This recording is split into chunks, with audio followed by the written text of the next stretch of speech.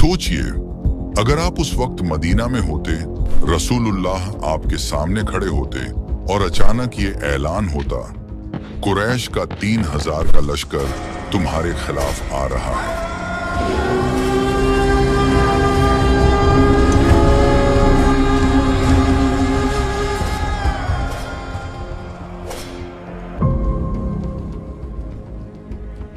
आपका दिल कैसा धड़कता?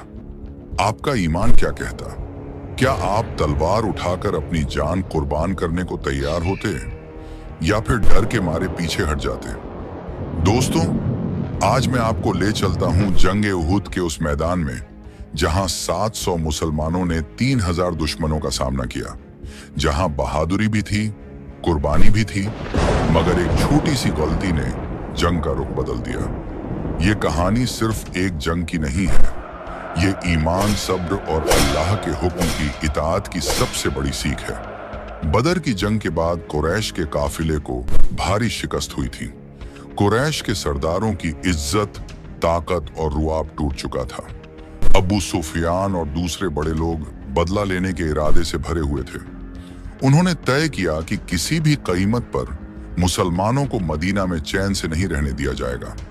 मक्का के बड़े बड़े कबीलों को जमा किया गया, जंगी सामान तैयार किया गया।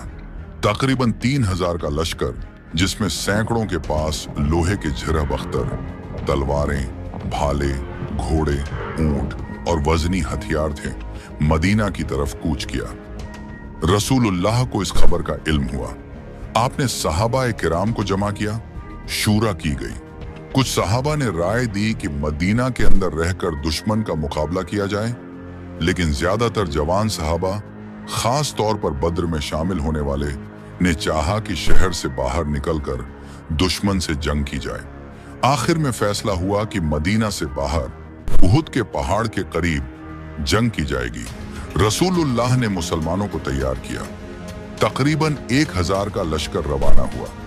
रास्ते में यहूदियों और मुनाफिकीन के सरदार अब्दुल्लाह बिन उबय अपने 300 साथियों के साथ लौट गया। अब सिर्फ 700 मुसलमान बचे, जिनमें सिर्फ 100 के पास जिरह थी। उहुद का मैदान एक तरफ पहाड़ और दूसरी तरफ खुला मैदान था। रसूलुल्लाह ने सहाबा को हिकमत से जमाया। पहाड़ की तरफ एक छोटा दर्रा, खलीज, था। आपने 50 तीरंदाजों को वहां तैनात किया और सख्त ताकीद की, इस दर्रे को हर हाल में संभाले रखना। चाहे हम जीतें या हारें, तुम लोग अपनी जगह नहीं छोड़ना, वरना दुश्मन पीछे से हमला करेगा। जंग शुरू हुई। मुसलमानों के हाथ में ईमान की रोशनी, अल्लाह पर यकीन और अपने नबी की मोहब्बत थी।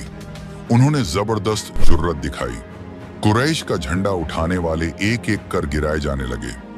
हजरत अली, हजरत तलहा, हजरत हमजा और दूसरे शेरे खुदा दुश्मनों के सफों को चीरते चले जा रहे थे। कुरैश के बहुत से लोग मारे गए। उनका लश्कर पीछे हटने लगा। मुसलमानों ने समझा कि जीत मिल गई है। मैदान में कुरैश का माले गनीमत बिखर गया। कुछ सहाबा ने उसे जमा करना शुरू किया। दर्रे पर तैनात तीरंदाजों ने भी देखा कि दुश्मन भाग रहा है। उन्होंने आपस में कहा, अब तो खतरा टल गया, चलो हम भी माले गनीमत जमा करने चलें।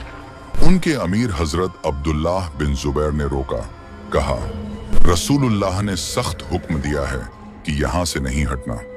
लेकिन बहुमत ने कहा, अब जंग खत्म हो चुकी है, यह हुक्म तो जंग के दौरान के लिए था। इस तरह दर्रा खाली हो गया, बस चंद लोग रह गए।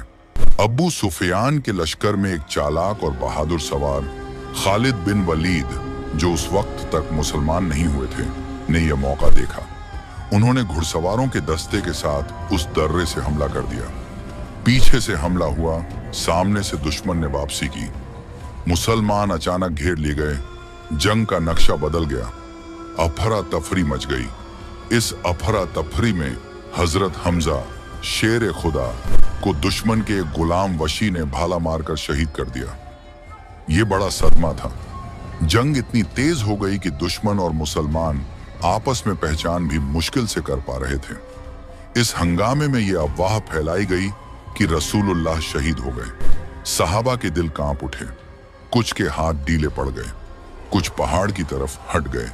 कुछ बैठे रोने लगे, लेकिन कुछ ईमान के पहाड़ जैसे हजरत अली, हजरत तलहा, हजरत जुबैर, हजरत अबू दुजाना, हजरत साद बिन अबी वक्कास और कुछ और सहाबा अपने जिस्म को रसूलुल्लाह के लिए ढाल बना दिया।